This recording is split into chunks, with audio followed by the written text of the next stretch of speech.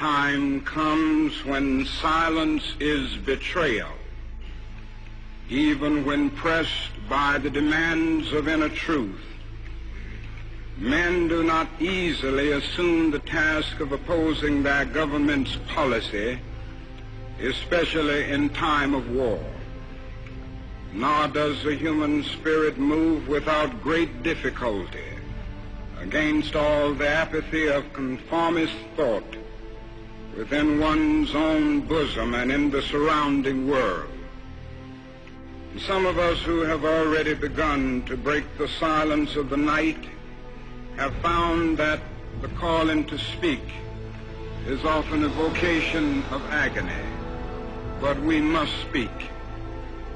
We must speak with all the humility that is appropriate to our limited vision, but we must speak. I've chosen to preach about the war today because I agree with Dante that the hottest places in hell are reserved for those who in a period of moral crisis maintain their neutrality. Now, of course, one of the difficulties in speaking out today grows out of the fact that there are those who are seeking to equate dissent with disloyalty. It's a dark day in our nation when high-level authorities will seek to use every method to silence dissent. And I say that those who are seeking to make it appear that anyone who opposes the war is a fool or a traitor or an enemy of our soldiers is a person who has taken a stand against the best in our tradition.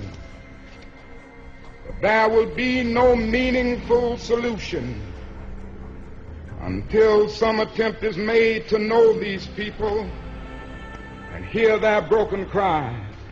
And I knew that I could never again raise my voice against the violence of the oppressed in the ghettos without having first spoken clearly to the greatest purveyor of violence in the world today, my own government. We are called to speak for the weak, for the voiceless, for the victims of our nation, and for those it calls enemy. For no document from human hands can make these humans any less our brothers. We are met by deep but understandable mistrust. To speak for them is to explain this lack of confidence in Western words, and especially their distrust of American intentions now. Now there is little left to build on save bitterness. The world now demands a maturity of America that we may not be able to achieve. I am as deeply concerned about our own troops there as anything else, for it occurs to me that what we are submitting them to is not simply the brutalizing process that goes on in any war where armies face each other and seek to destroy. We are adding cynicism to the process of death, for they must know after the short period there that none of the things we claim to be fighting for are really involved. And the more sophisticated surely realize that we are on the side of the wealthy and the secure while we create a hell for the poor. Somehow this madness must cease. We must stop now. This way of settling difference is not just.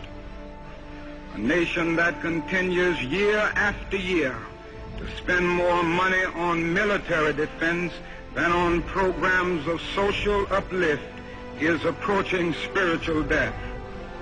I speak as a citizen of the world, for the world as it stands aghast at the path we have taken. I speak as one who loves America, to the leaders of our own nation, the great initiative in this war is ours. The initiative to stop it must be ours.